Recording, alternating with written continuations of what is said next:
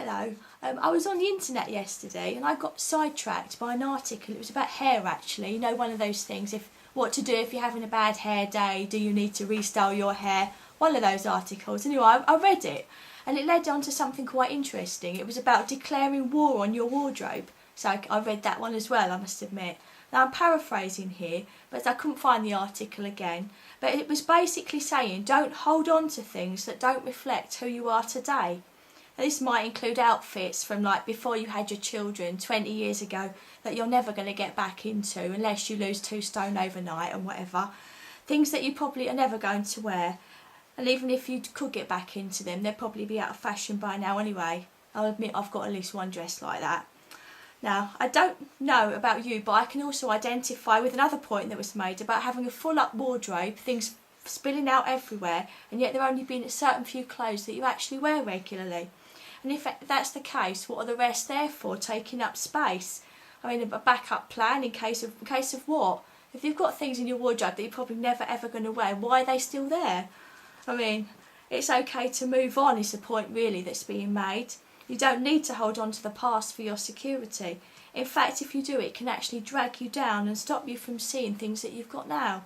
Obviously, I'm not just talking about clothes here, but attitudes and memories, as well as all kinds of material things. I mean, the things that get moved around from house to house and never even come out of the box.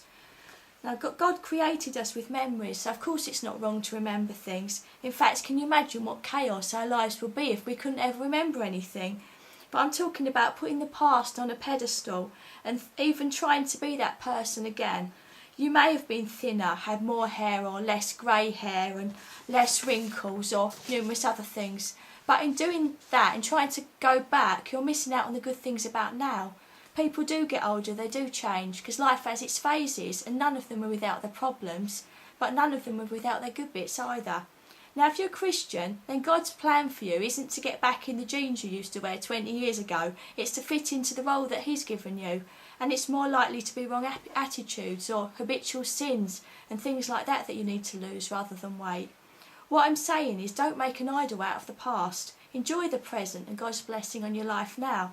You're not less than you were because of a few wrinkles, grey hairs or whatever. But you're growing in the Lord all the time and that means you're becoming more like Christ. And this should be the aim of a Christian, not to be your old self but to be like Jesus. You'll get much more from life if you focus on Him instead of on yourself. And the way you really get to fulfill that way you'll really get to fulfill goals that are worthwhile. So if there's clutter in your wardrobe, clear it out. I did have a bit of a clear out before, I'm sure there's plenty more to go.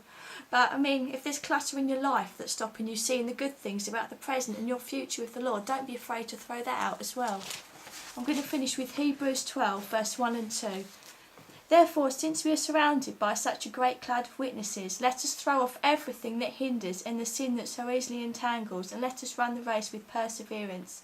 Let us run with perseverance the race marked out for us. Let us fix our eyes on Jesus, the author and perfecter of our faith, who for the joy set before Him endured the cross, scorning its shame, and sat down at the right hand of the throne of God.